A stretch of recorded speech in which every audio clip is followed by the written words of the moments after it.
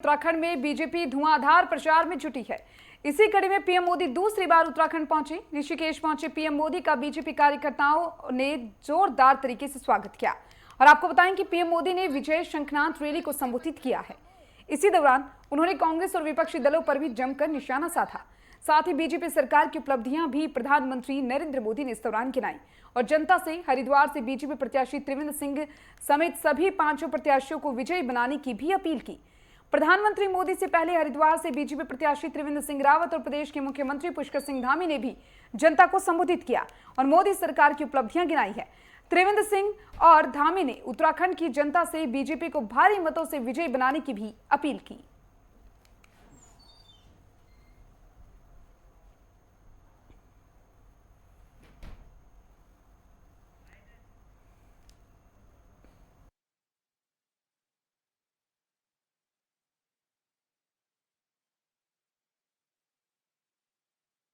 ये चुनाव ऐसा चुनाव है कि जो विकास के मुद्दों पर हो रहा है। विकास किया है, विकास करेंगे। ये हमारा सौभाग्य है कि आज लोकतंत्र में और इस तरह से विकास के मुद्दों पर हमने जो कहा वो किया। उस स्लोगन के आधार पर जो धरती पर उतारा गया, उसके आधार पर ये चुनाव हो रहा है। देश के तमाम गरीब घरों को आज निःशुल्क राशन दिया जा रहा है, उनके घर बनवाए गए, बिजली पानी का कनेक्शन दिया गया, गैस का कनेक्शन दिया गया और 80 करोड़ गरीब लोगों को आज मुफ्त राशन माननीय प्रधानमंत्री जी दे रहे हैं। देश तेजी से आगे बढ़ रहा है और माननीय प्रधानमंत्री जी ने कहा इस बार हमें विकसित भारत के लिए मतदान करना है। विकसित भारत के लिए मतदान करना है।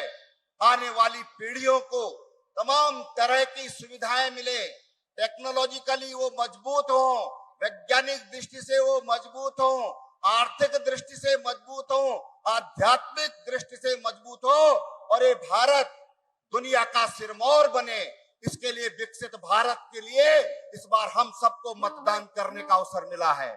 हम सब वो सौभाग्यशाली लोग हैं, हम वो सौभाग्यशाली लोग हैं जब हमको माननीय प्रधानमंत्री जी ने जो विकसित भारत का संकल्प लिया है, इस चुनौती को स्वीकार किया है।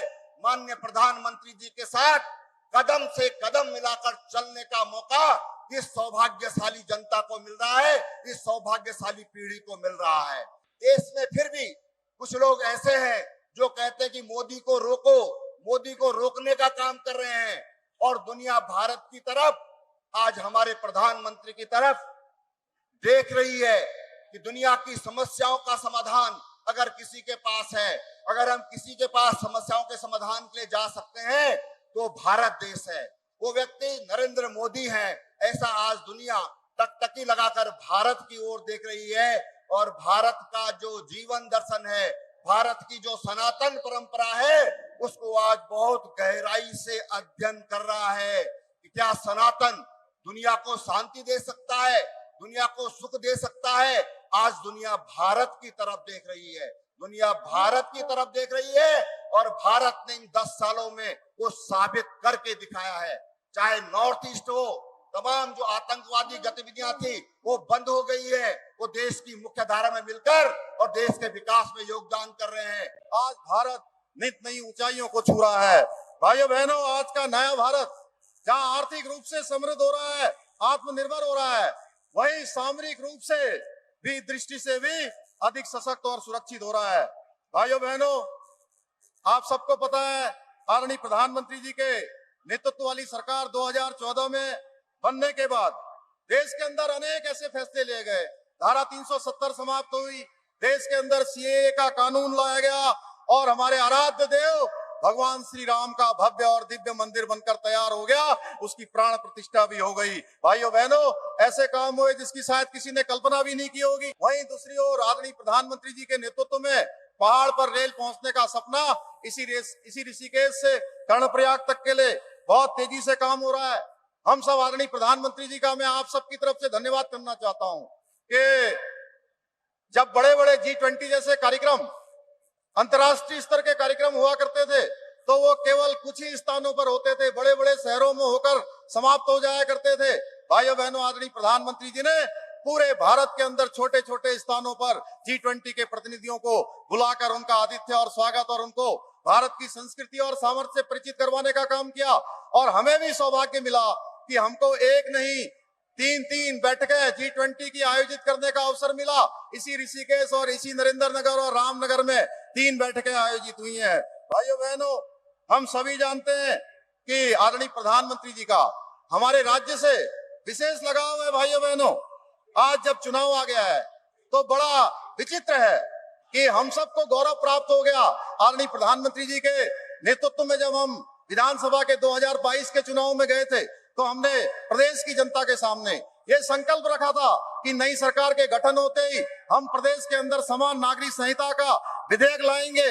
भाइयों बहनों, वो संकल्प हमने पूरा किया है। दूसरी तरफ अभी कांग्रेस का घोषणा पत्र जारी हुआ है।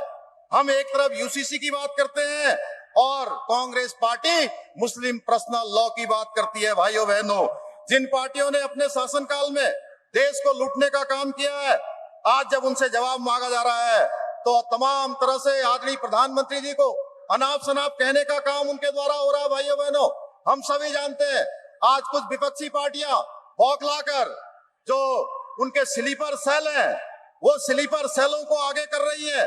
हमको आज न उनके जातिवाद के चक्कर में आना है, न वर्गवाद के चक्कर में आना है।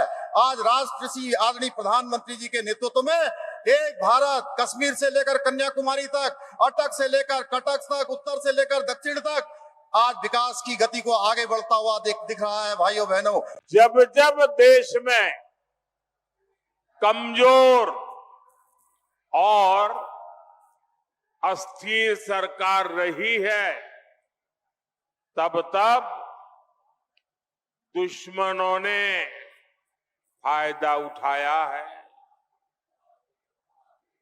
जब भारत में कमजोर और अस्थिर सरकारें थी तब भारत में आतंकवाद ने पैर पसारे। आज भारत में मोदी की मजबूत सरकार है, इसलिए आतंकवादियों को घर में घुसकर मारा जाता है। आज भारत में मजबूत सरकार है, इसलिए भारत का तिरंगा युद्ध क्षेत्र में भी सुरक्षा की गारंटी बन जाता है। ये भाजपा की मजबूत सरकार ही है जिसने 7 दशक बाद जम्मू कश्मीर से आर्टिकल 370 खत्म करने का साहस किया। साथियों, कांग्रेस की सरकार होती तो 1 रैंक 1 पेंशन कभी भी लागू नहीं होता। मोदी ने ये गारंटी दी थी और इसे पूरा करके दिखाया। ये कांग्रेस थी जो कहती थी कि 1 रैंक 1 पेंशन लागू करके हम पूर्व सैनिकों को 500 करोड़ रुपए देंगे। ये मोदी है जिसने 1 रैंक 1 पेंशन लागू करके पूर्व सैनिकों को 1 लाख करोड़ रुपए से ज्यादा उनके बैंक खाते में पहुंचा दिए हैं। भाइयों और बहनों, कांग्रेस के समय में तो जवानों के पास बुलेट प्रूफ जैकेट तक की कमी थी।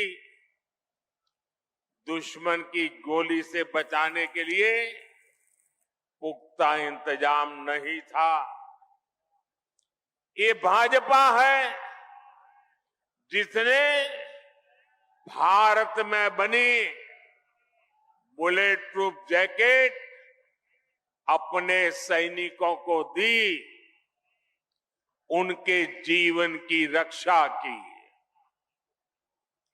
आज आधुनिक राइफल से लेकर लड़ाकू विमान और विमान वाहक पोत तक देश में ही बन रहे हैं।